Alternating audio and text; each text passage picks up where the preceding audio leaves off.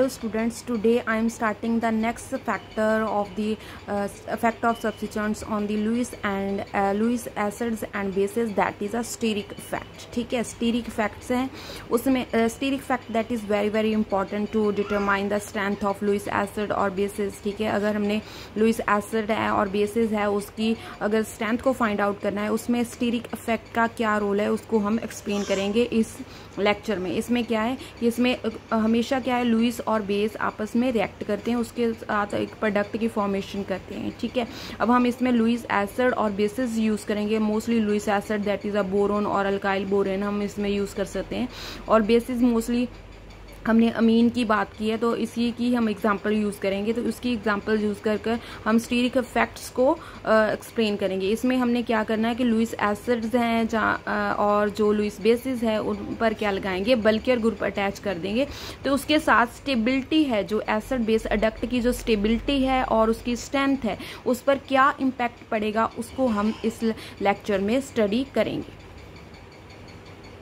अब हमने इसमें एग्जाम्पल किसकी यूज़ की है, इसमें हमने पिरीडीन यूज़ किया है. पिरीडीन में क्या है, दैट इज़ लाइक अ अमीन. ठीक है, इसमें क्या है कि नाइट्रोजन है, नाइट्रोजन पर लोन पेयर, मतलब हम ये कह सकते हैं कि इसमें हमने नाइट्रोजन कंटेनिंग लोन पेयर, ठीक है, that is acting as a base. एक तरीके से हमने बेस ही यूज़ किया है इसमें, दैट इज़ अ पिरीडीन. ठीक है, पिरीडीन के पास नाइट्रोजन है, नाइट्रोजन पर क्या लगे हुए हैं, लोन पेयर ऑफ इलेक्ट्रॉन है. सेकेंडली हमने क्या किया कि उसमें बल्कियर ग्रुप लगा दिया. ठीक है, और किस पोजीशन पे लगाया, ऑर्थो पोजीशन पे लगाया. और जो थर्ड है that is a para position पे हमने मिथाइल ग्रुप अटैच कर दिया. तो अब हम इसमें देखेंगे कि सबसे ज़्यादा स्ट्रांगली कौन रिएक्ट करेगा एसिड्स के साथ. बिकॉज जो बेसिस है, लुइस बेसिस की जो एबिलिटी है, जो टेंडेंसी है कि वो इलेक्ट्रॉन्स को क्या कर सकता है, डोनेट कर सकता है. मतलब Lewis bases are those which have ability to donate their electron pair. तो उसमें सबसे ईजिली कौन सा जो इन तीनों में ईजिली क्या कर देगा, जो इलेक्ट्रॉन पेयर को डोनेट कर देगा. अगर हम जनरली हमने जो फर्स्ट इसका फैक्टर कंसेप्ट हमने किया था that is a inductive fact, अगर हम उसको कंसीडर करें तो उसमें क्या है कि अगर हम कोई भी इलेक्ट्रॉन रिलीजिंग ग्रुप लगा देते हैं, अगर बेस में कोई भी इलेक्ट्रॉन रिलीजिंग ग्रुप लगा देते हैं तो बेस की जो स्ट्रेंथ है वो क्या हो जाती है, इंक्रीज हो जाती है. उसकी डोनेटिंग पावर क्या हो जाती है, इंक्रीज हो जाती है. तो उसके अकॉर्डिंग हमारे अकॉर्डिंग क्या होगा कि 2 मिथाइल पिरीडीन और 4 methyl pyridine have ability to give a electron pair to a acid. ठीक है, इन दोनों की एबिलिटी है, जो इनकी दोनों की टेंडेंसी है वो पिरीडीन से क्या होगी, ज़्यादा होगी. ठीक है, बट इस केस में अगर हम देखें, अब क्योंकि हमने बल्किनेस भी इसमें कंसीडर करनी है. ठीक है, अगर मैं पिरीडीन और 2 मिथाइल पिरीडीन की बात करूं तो उनकी बेसिक स्ट्रेंथ ऑलमोस्ट सिमिलर है, but 4 methyl pyridine that is a stronger base. ठीक है, इसका बेसिकली रीज़न क्या है कि अगर मैं पिरीडीन के पास तो कोई भी अल्काइल ग्रुप अटैच नहीं है, that not having any plus I effect. ठीक है, इसमें कोई प्लस आई इफेक्ट नहीं है, बट जो 2 मिथाइल पिरीडीन है और 4 मिथाइल पिरीडीन है, दोनों में मिथाइल ग्रुप अटैच्ड है, तो ऑब्वियसली इसमें इंडक्टिव इफेक्ट इम्पैक्ट करेगा. बट इसमें स्टीरिक हिंड्रेंस जो है that is playing important role. अब हम नाइट्रोजन की बात करें, 2 मिथाइल पिरीडीन की बात करें तो इसमें नाइट्रोजन है. अगर नाइट्रोजन ने ही इलेक्ट्रॉन पेयर को डोनेट करना है, अगर कोई भी इस जगह पर बल्कियर लुइस एसिड इसके साथ अटैच होगा तो ऑब्वियसली जो ये ऑर्थो पोजीशन पर जो मिथाइल ग्रुप अटैच्ड है वो स्टेरिकली हिंड्रेंस क्रिएट करेगा, और जिसके साथ जो एसिड बेस अडक्ट की फॉर्मेशन होगी वो इतनी ज़्यादा स्टेबल नहीं होगी. बट अगर हम 4 मिथाइल पिरीडीन की बात करें, इसमें ऑर्थो की बजाय पैरा पोजीशन पर क्या लगा हुआ है, मिथाइल ग्रुप लगा हुआ है. तो ऑब्वियसली जहाँ पर कोई भी स्टेरिकली हिंड्रेंस नहीं है और ईजिली जो बल्कियर लुइस एसिड्स हैं ईजिली इस जगह पर अपना बॉन्ड फॉर्म कर सकते हैं. तो उसकी एग्जाम्पल हमने यहाँ पर शो की हुई है. यहाँ पर पिरीडीन है, पिरीडीन पर भी कोई प्रॉब्लम नहीं है, इजीली हमने अल्काइल बोरेन इसमें यूज़ किया है, दैट इज़ अ बल्कियर. इसमें जो हाइड्रोजन्स है उसको रिप्लेस किसके साथ कर दिया, मिथाइल ग्रुप के साथ रिप्लेस कर दिया, दैट इज़ अल्काइल बोरेन्स. ठीक है, और इसकी जो बॉन्डिंग है obviously that forming a coordinate bond. Nitrogen ने अपने लोन पेयर ऑफ इलेक्ट्रॉन किसको दे देने हैं, बोरोन को दे देने, तो इसमें जो बॉन्ड फॉर्म होगा that is a coordinate bond.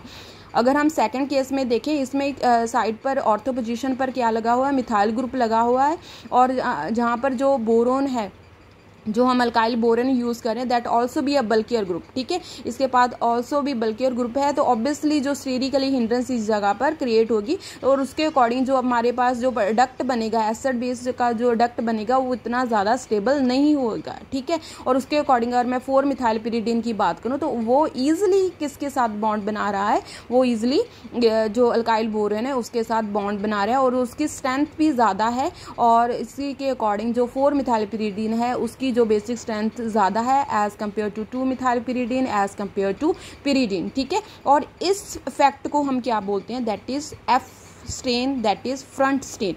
अगर फ्रंट स्टेन मतलब जो जहाँ पर एसिड और बेस की आपस में बॉन्डिंग होनी है उसमें अगर कोई चेंज आ रही है due to steric hindrance, that is called is a front strain, that is called a front strain, that is also be important examination point of view में, that is very very important, ठीक है। Next उसके बाद क्या आ गया, that is B strain. B strain की है, इसमें क्या हम बोल सकते हैं, that is due to structural necessity for the donor atom to change its structure so that its lone pair can be bonded effectively। इसमें क्या है कि इसमें हमारे पास कोई भी अगर कोई लुईस बेस है, बेस ने बॉन्ड की फॉर्मेशन करनी है, ठीक है, किसके साथ, लुईस एसिड के साथ।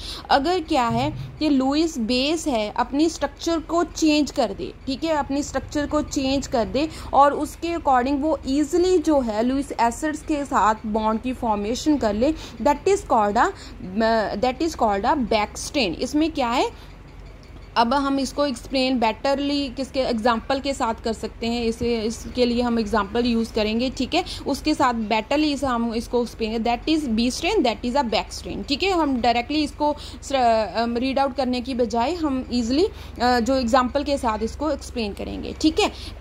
अब हम इसकी एक्सप्लेनेशन करते हैं। इसमें क्या है, हमने क्या यूज़ किया, अल्काइल बोरेन यूज़ किया, ठीक है। इसमें 120 डिग्री का जो इसमें जो एंगल है, बॉन्ड एंगल बना हुआ है, ठीक है। और वो sp3 जब वो किसके साथ बॉन्ड की फॉर्मेशन करता है, अमीन के, अल्काइल अमीन है उसके साथ बॉन्ड की फॉर्मेशन करता है, तो उसका बॉन्ड जो है वो क्या हो गया, डिक्रीज हो गया। दैट मीन्स पहले वो sp2 हाइब्रिडाइजेशन में था, अब वो क्या है, sp3 हाइब्रिडाइजेशन में है, ठीक है, और इसके साथ उसकी बॉन्ड की फॉर्मेशन हो गई, ठीक है। और अब हम इसमें किस तरीके से एक्सप्लेन कर सकते हैं, इसमें हमने क्या, लुईस एसिड यूज़ किया और that is a Lewis base. इसके साथ क्या होगा कि इसमें अगर नाइट्रोजन दैट इज़ बल्कियर, ठीक है, अगर इसके नाइट्रोजन के पास जो R ग्रुप्स हैं दैट इज़ अ बल्कियर, तो वो क्या करेगा, अपनी स्ट्रक्चर को चेंज कर लेगा, किसके साथ बॉन्ड बनाने के लिए, बोरोन के साथ बॉन्ड बनाने के लिए। मतलब जो नाइट्रोजन के साथ जो स्ट्रेटली R ग्रुप है वो अपने आप को क्या कर लेंगे, साइड में कर लेंगे, ठीक है, साइड में कर लेंगे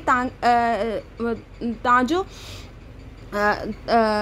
इसमें क्या हो सके, इसमें इजीली इफेक्टिवली बॉन्डिंग हो सके बोरोन और नाइट्रोजन की, ठीक है। मतलब अपने आप को बैकली फोल्ड कर लेते हैं, इसमें जो R ग्रुप्स हैं अपने आप को क्या करेंगे, बैकली फोल्ड कर लेंगे, ठीक है। और इस टाइप की जो स्ट्रेन है उसको हम क्या बोलते हैं, बैक स्ट्रेन बोलते हैं, ठीक है। अब इसमें नाइट्रोजन का जो शो किया हुआ है, अगर इसमें स्मॉल सब्स्टिट्यूएंट्स हैं तो इसमें R ग्रुप एज सच लगे होंगे, ठीक है, जैसे इसमें CH3 यूज़ किया है, ठीक है। बट अगर इसके comparative R group that is a bulkier, तो इसमें उसने अपनी स्ट्रक्चर को ही चेंज कर लिया, ठीक है, अपनी स्ट्रक्चर को इजीली क्या कर लेगा, चेंज कर लेगा, ठीक है। और उसके अकॉर्डिंग क्या है, क्योंकि बॉन्डिंग किसके साथ होनी है, नाइट्रोजन के साथ ही होनी है, ठीक है, वो अपने R ग्रुप को क्या कर देगा, पीछे की तरफ फोल्ड कर लेगा, ठीक है, जहाँ पर जो R ग्रुप्स हैं वो उसको पीछे की तरफ फोल्ड कर लेगा और इस जगह पर नाइट्रोजन के साथ जो भी अपना लुईस एसिड है वो इजीली बॉन्ड की फॉर्मेशन कर लेगा, ठीक है। That is a back strain, ठीक है। इजीली अगर आप इसको स्टडी कर लो, ठीक है, इसको रीड आउट कर लो, दैट इज़ ऑल्सो भी इम्पॉर्टेंट, ठीक है। और दैट इज़ अ सिंपल, ठीक है। जस्ट फ्रंट स्ट्रेन में क्या है कि स्टार्टिंग में अगर मतलब हमने ऑलरेडी डिस्कस किया था, इसमें हमने डिस्कस किया कि पिरिडीन और 2 मिथाइल पिरिडीन और 4 मिथाइल पिरिडीन है वो बल्कियर अगर लुईस एसिड के साथ बॉन्ड की फॉर्मेशन करता है तो उसमें क्या है कि फ्रंटली एड अप होता है, ठीक है, फ्रंटली एड अप, तो उस टाइप पे जो स्टेरिकली हिंड्रेंस क्रिएट होती है उसके साथ जो स्ट्रेन आ जाती है, ठीक है, उसको हम बोलते हैं फ्रंट स्ट्रेन, ठीक है। और बैक स्ट्रेन में क्या है, बैक स्ट्रेन में जब भी लुईस एसिड और लुईस बेस आपस में बॉन्ड की फॉर्मेशन करते हैं तो उसके जो बल्कियर ग्रुप्स हैं वो अपनी पोजीशन को चेंज कर लेंगे, दैट इज फोल्डिंग बैक, ठीक है। चाहे लुईस एसिड है चाहे लुईस बेस है, वो अपने आप को फोल्ड अप कर लेंगे बैक पीछे की तरफ, तो इस टाइप की स्ट्रेन को हम क्या बोलते हैं, that is a back strain. That is all about our steric effects. Thank you so much.